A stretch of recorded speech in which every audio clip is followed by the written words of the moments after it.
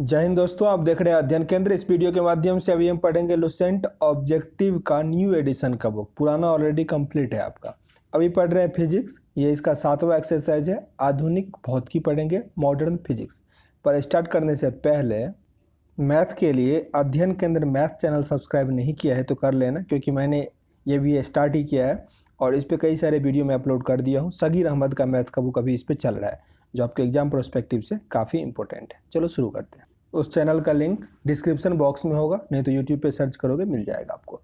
पहला प्रश्न है आज का अपना, प्रकाश किरण पुंज जो अत्यंत दिशिंत होता है क्या कहलाता है? लेजर कहलाता है। लेजर लेजर का फुल फॉर्म आपसे कई बार पूछा गया है प्रश्न में। इसका क्या होता है? Light amplification by stimulated emission of radiation. याद रखना और एक बार कमेंट बॉक्स में लिख लेना लेजर का फुल फॉर्म, आपको लंबे समय तक याद रहेगा। दूसरा प्रश्न है, लेजर बीम सदा होता है, ये अपसारी बीम की तरह काम करता है। अपसारी बीम की तरह, ये अपसारी बीम होता है। अपसारी बीम परमाणु के नाभिक में होता है। जैसे परमाणु में क्या होता है? एक न्यूक्लियस होता है, उसके अंदर प्रोटॉन और न्यूट्रॉन होता है और बाहरी कक्षा पे इलेक्ट्रॉन घूमते रहता है। तो यह पूछा गया नाभिक में होता है। नाभिक में प्रोटॉन और न्यूट्रॉन होता है, प्रोटॉन और न्यूट्रॉन। और इसी दोनों को जोड़कर हम क्या निकालते हैं? परमाणु भार निकालते हैं। और इसमें से एक का, प्रोटॉन का बोलते हैं नंबर जो होता है, उसको एटॉमिक नंबर कहते हैं। चलिए आगे प्रश्न है, न्यूट्रॉन की खोज की थी। न्यूट्रॉन के खोजकर्ता कौन है? चैडविक। चैडविक न्यूट्रॉन के खोजकर्ता चैडविक। समझो सबका। जैसे न्यूट्रॉन को हम एन से लिखते हैं, प्रोटॉन को पी से लिखते हैं और इलेक्ट्रॉन को ऐसे लिख लो, ठीक ना। न्यूट्रॉन का चैडविक होता है तो इसको ऐसे लिख लो, नाचो, याद रह जाएगा, कन्फ्यूजन नहीं होगा। नाचो। प्रोटॉन का ऐसे लिखो, पोगो, प्रोटॉन और जिसे गोल्ड स्टीन। इलेक्ट्रॉन का ईथो, थोड़ा कुछ भी बना लो, याद रखो बस। नाचो मीन्स न्यूट्रॉन का हो जाएगा चैडविक, प्रोटॉन का गोल्ड स्टीनर और इथिल मीन्स इलेक्ट्रॉन का थॉमसन। फिर से रिपीट करते हैं, न्यूट्रॉन का चैडविक, प्रोटॉन का गोल्ड स्टीन और इलेक्ट्रॉन का थॉमसन।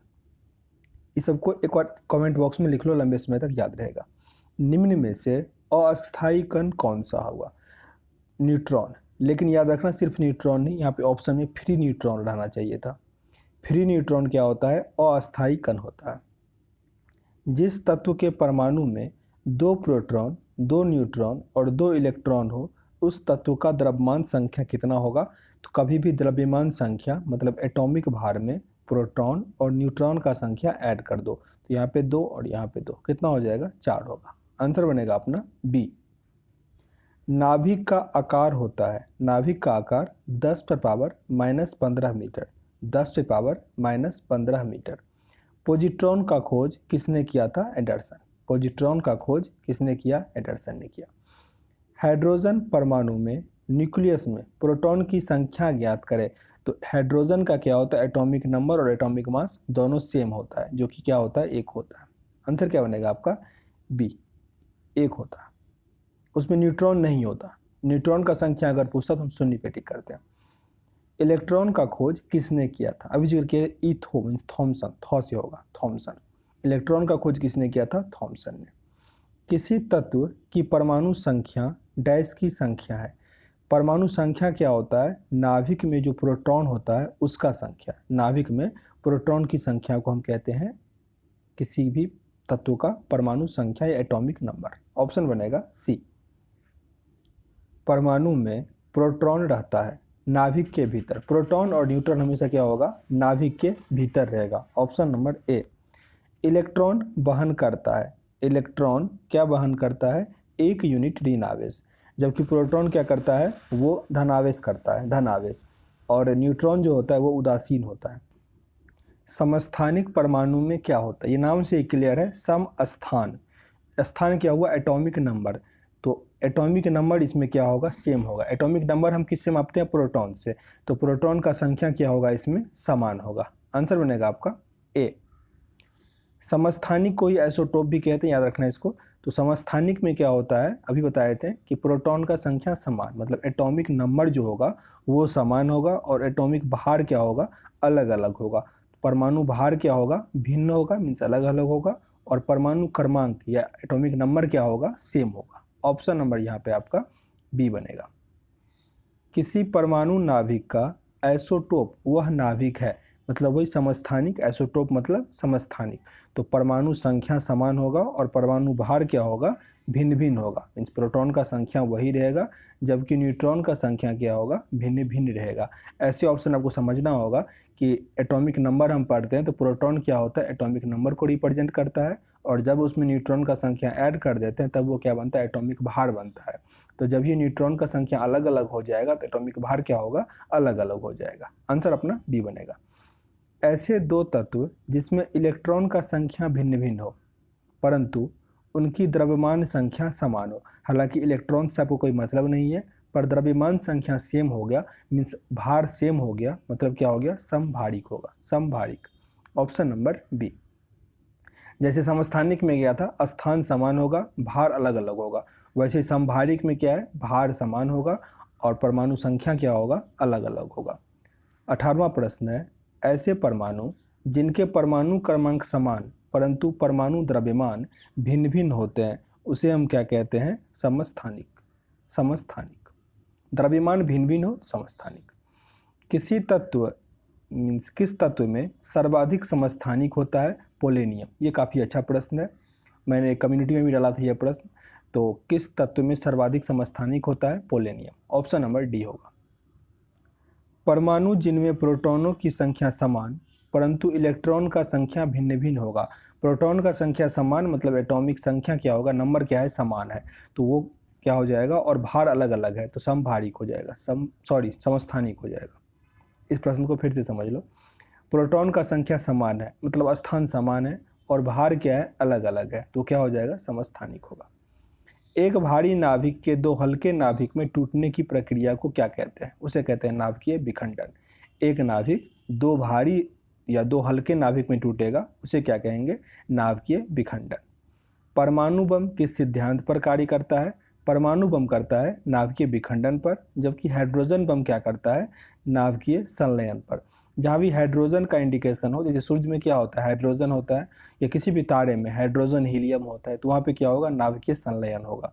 जैसे प्रश्न ये आता है कि सूर्य में ऊर्जा का मुख्य स्रोत क्या है, तो नाभिकीय संलयन है, जबकि धरती पे हम लोग जो इलेक्ट्रिसिटी जनरेट करते हैं या परमाणु बम बनेगा तो उसमें क्या होता है, हाइड्रोजन विखंडन होगा, नाभिकीय विखंडन होगा। एक प्रश्न और याद रखना कि जैसे कोई बम बनेगा, मान लो परमाणु बम लिखा गया है और कहीं इलेक्ट्रिसिटी जनरेट करने के लिए कोई संयंत्र है, तो जो संयंत्र होगा इलेक्ट्रिसिटी के लिए उसमें होगा नियंत्रित नाभिकीय विखंडन। रिपीट करता हूँ, नियंत्रित नाभिकीय विखंडन, जबकि बम बनेगा उसमें अनियंत्रित या नाभिकीय विखंडन बस लिखा रहेगा। तो उस पर एग्जाम में थोड़ा ध्यान देना। सबसे पहला नाभिकीय रिएक्टर बनाया था, किनके द्वारा सबसे पहला नाभिकीय रिएक्टर बनाया गया था, फर्मी के द्वारा, फर्मी के द्वारा। परमाणु बम का सिद्धांत किस पर आधारित है, अभी पढ़े थे, नाभिकीय विखंडन पर, नाभिकीय विखंडन। Option number B. सर्वप्राचीन शैल समूह की आयु आकी जाती है KAR विधि, मतलब पोटासियम आर्गन विधि, पोटासियम आर्गन विधि, इसे अन्य नाम से भी जानते हैं रेडियो तकनीक डेटिंग, रेडियो तकनीक डेटिंग। या तो आपके ऑप्शन में ये होगा या नहीं तो यूरेनियम डेटिंग होगा, ये लेड डेटिंग नहीं होगा, यूरेनियम डेटिंग या नहीं तो पोटासियम आर्गन विधि से होगा। कार्बन डेटिंग से हम जीवाश्म का ईंधन पता करते हैं, मीन्स जीवाश्म का आयु पता करते हैं। जैसे मान लो कोई पुराना हमको बोन मिला या फिर पेड़ पौधा मिला तो उसका आयु हम पता करेंगे कार्बन डेटिंग से। और पेड़ पौधा का आयु ज्ञात करते हैं एनुअल रिंग से, जिसको बलाई रिंग कहते हैं, एनुअल रिंग। अच्छा, एक प्रश्न आता है कि पृथ्वी का आयु किससे ज्ञात किया जाता है, तो वो होता है यूरेनियम डेटिंग से, यूरेनियम डेटिंग से। आगे प्रश्न है, रेडियो सक्रिय पदार्थ उत्सर्जित करता है, रेडियो सक्रिय पदार्थ सब किरण, चाहे अल्फा किरण, गामा किरण, बीटा किरण, सब करता है। आंसर क्या होगा, उपरोक्त सभी। सूर्य पर ऊर्जा का निर्माण किससे होता है, नाभिकीय संलयन, नाभिकीय संलयन। आंसर बनेगा अपना बी। निम्नलिखित में से किसमें ऋणात्मक आवेश होता है, इसमें से ऋणात्मक आवेश किसमें होता है, बीटा कण में। अल्फा में होता है पॉजिटिव, अल्फा कण में पॉजिटिव, बीटा में क्या होता है, नेगेटिव, और गामा कण क्या होता है, उदासीन होता है। नाभिकीय रिएक्टर और परमाणु बम में क्या अंतर है, नाभिकीय रिएक्टर और परमाणु बम, मैंने जिक्र किया था कि रिएक्टर में क्या होता है, नियंत्रित होता है, रिएक्टर में क्या होता है, नियंत्रित होता है। नाभिकीय रिएक्टर में श्रृंखला अभिक्रिया क्या होता है, नियंत्रित होता है, जबकि परमाणु बम में क्या होगा, अनियंत्रित होगा। ऑप्शन हमारा बी बनेगा। नाभिकीय रिएक्टर के निर्माण में निम्नलिखित में से कौन सा अनिवार्य है? इनमें से कौन सा ऑब्जेक्ट अगर नाभिकीय रिएक्टर करवाना होगा तो उसके लिए जरूरी है, तो वह है जर्कोनियम। जर्कोनियम काफ़ी इंपॉर्टेंट है ये। नाभिकीय रिएक्टर के निर्माण के लिए कौन सा तत्व इसमें से अनिवार्य है? तो जर्कोनियम। जर्कोनियम। अल्फा कण के 2 इकाई धन आवेश होते हैं, इसका द्रव्यमान लगभग बराबर होता है। अल्फा कण के 2 इकाई धन आवेशित होते हैं, इसका द्रव्यमान लगभग किसके बराबर होता है, ये आपसे पूछा जा रहा है। तो हीलियम के 1 परमाणु के।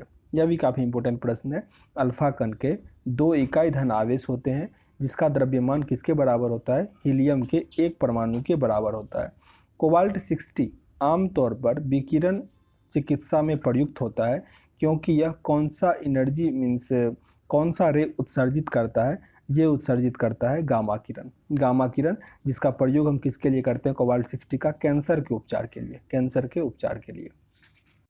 नाभिकीय रिएक्टर में न्यूट्रॉन नियंत्रक के रूप में मीन्स नियंत्रक के रूप में किसका प्रयोग होगा? कैडमियम या बोरॉन के छड़ का। कैडमियम या बोरॉन के छड़ का नाभिकीय रिएक्टर में न्यूट्रॉन को नियंत्रित करने के लिए कैडमियम और बोरॉन का प्रयोग करते हैं, जबकि ग्रेफाइट का प्रयोग करते हैं स्नेहक के लिए। ग्रेफाइट का प्रयोग स्नेहक के लिए। भारी जल का प्रयोग मंदक के लिए करते हैं। अगला प्रश्न है, परमाणु पायल का प्रयोग कहाँ होता है? परमाणु पायल का प्रयोग कहाँ किया जाता है? ताप नाभिकीय संलयन के प्रचलन में। ताप नाभिकीय संलयन के प्रचलन में। सिंपल अगर ताप नहीं भी रहता तब भी आपका आंसर होता। नाभिकीय संलयन को ही ताप नाभिकीय संलयन कहा जाता है, क्योंकि इसमें से अधिक मात्रा में ताप का उत्सर्जन होता है। आंसर हमारा सी बनेगा यहाँ पे। क्यूरी किसकी इकाई है? रेडियो एक्टिव धर्मिता की। रेडियो एक्टिव धर्मिता की। ऑप्शन नंबर ए सही है। नाभिकीय रिएक्टर में ऊर्जा उत्पन्न होता है। नाभिकीय रिएक्टर में ऊर्जा उत्पन्न होता है नियंत्रित विखंडन द्वारा। नियंत्रित विखंडन द्वारा। देखो ऑप्शन में आपको अनियंत्रित भी मिलेगा, पर नियंत्रित नाभिकीय विखंडन टिक करना, तब आपका सही आंसर बनेगा। ऑप्शन होगा सी। नाभिकीय संलयन को ताप नाभिकीय अभिक्रिया क्यों कहा जाता है? तो अभी जिक्र किए थे, क्योंकि उसे काफ़ी मात्रा में ऊष्मा पैदा होता है। संलयन में काफ़ी ऊष्मा पैदा होता है, इसीलिए इसको ताप नाभिकीय अभिक्रिया भी कहा जाता है। रेडियो कार्बन डेटिंग डैश की उम्र ज्ञात करने के लिए प्रयोग किया जाता है। तो कार्बन डेटिंग है तो जीवाश्म का फोसियल का। ऑप्शन हमारा बी यहाँ सही है। परमाणु रिएक्टर क्या है? ये एक आणविक भट्ठी है। आणविक भट्ठी। Option D. पृथ्वी की आयु का निर्धारण निम्नलिखित में से किस विधि द्वारा किया जाता है? यूरेनियम विधि से। यूरेनियम डेटिंग से हम पृथ्वी की आयु ज्ञात करते हैं। क्या कमेंट बॉक्स में बता सकते हैं पृथ्वी की आयु कितनी है? कमेंट बॉक्स में बताइएगा। यहाँ पे कथन और कारण दिया गया है। पहला है, अर्नेस्ट रदरफोर्ड ने रॉयल सोसाइटी के समक्ष कहा था कि मनुष्य को नाभिकीय शक्ति कभी उपलब्ध नहीं होगी। ये बिल्कुल सही है। क्यों कहा था? क्योंकि आइंस्टीन का नियम फेल हो गया था, ठीक ना। तो उसे यह विश्वास था कि आइंस्टीन का नियम फेल हो जाएगा और मात्रा ऊर्जा में परिवर्तित नहीं हो पाएगा। तो दोनों सही है और ये इसका सही कारण भी है जिसके कारण उन्होंने ये कहा था। तो ऑप्शन ए आपका सही होगा कि ए और आर दोनों सही है, और आर सही उसका कारण है कि आइंस्टीन का कथन फेल हो गया था, इसीलिए उन्होंने ऐसा कहा था। सूर्य की ऊर्जा उत्पन्न होती है नाभिकीय संलयन द्वारा। नाभिकीय संलयन द्वारा। कल्पक्कम की फास्ट ब्रीडर टेस्ट रिएक्टर में निम्नलिखित में से कौन सा शीतलक के रूप में प्रयोग होता है? शीतलक के रूप में किस चीज़ का प्रयोग हम करेंगे? गलित सोडियम का। लिक्विड सोडियम का। ऑप्शन डी यहाँ सही है। तारे में अपनी ऊर्जा कहाँ से प्राप्त होता है? तो यहाँ पे यह क्वेश्चन काफ़ी अच्छा है। नाभिकीय संलयन तो होता ही है, साथ ही गुरुत्वीय संकुचन और नाभिकीय संलयन दोनों तारे में ऊर्जा प्राप्त करने का स्रोत है। ऑप्शन यहाँ पे ए सही होगा। 1 और 2 दोनों सही है। तो टोटल इस एक्सरसाइज में 90 प्रश्न है, मैंने 45 कवर किया। एक और वीडियो बनाएंगे जिसमें आपका 45 कवर हो जाएगा। सेशन अगर अच्छा लगा हो, कुछ सीखने का मौका मिला हो तो अपने दोस्तों के साथ भी शेयर कीजिएगा, लाइक भी कीजिएगा, चैनल पर नया सब्सक्राइब भी कीजिएगा। नहीं पसंद आ रहा हो डिसलाइक भी कर सकते हैं, पर कारण जरूर बताइएगा ताकि वीडियो को इम्प्रूव कर सकें। मिलते हैं नेक्स्ट वीडियो में, तब तक के लिए जय हिंद।